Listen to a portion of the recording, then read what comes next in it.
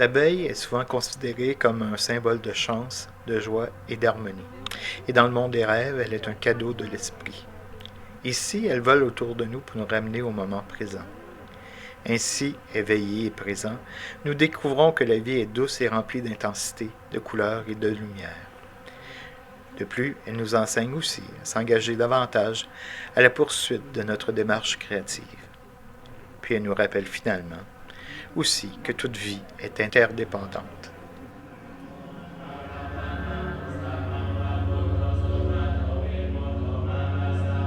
L'installation présente 5 Bouddhas, des 5 familles de Bouddha, et les 5 sens, comme l'ouïe, le goût, le toucher, la vue et l'odorat.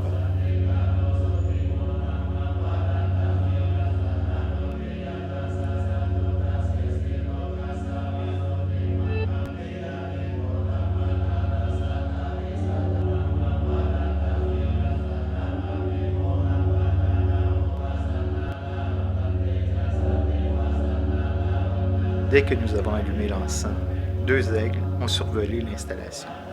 C'était de bon augure.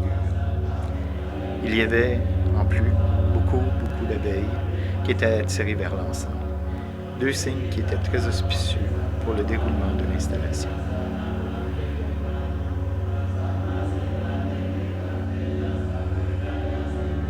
Pendant que l'encens se consume, elle va imprimer des images sur l'argile de chaque Bouddha.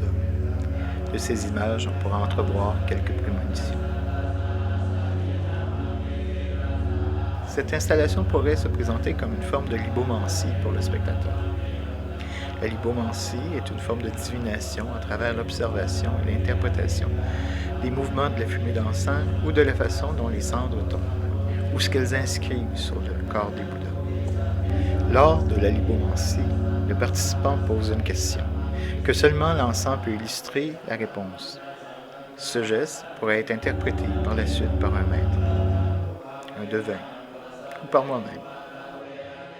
L'encens qui se consume sur les Bouddhas est composé de différentes épices et bois, tels que la cannelle, muscade, clou de girofle, anis étoilé, santal et bois d'aloès, dont chaque ingrédient représente une des familles de Bouddha. C'est ainsi que la composition générale du parfum de cet encens regroupe tous les Bouddhas.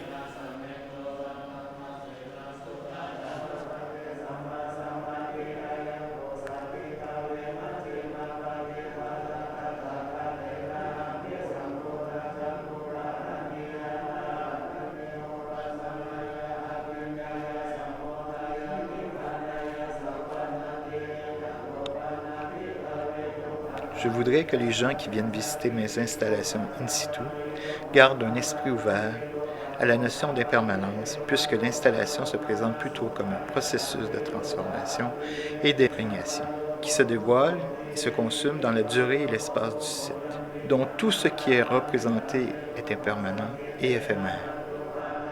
L'œuvre elle-même va changer avec le temps, et donc ce que les spectateurs vont ressentir et lire et garder avec eux.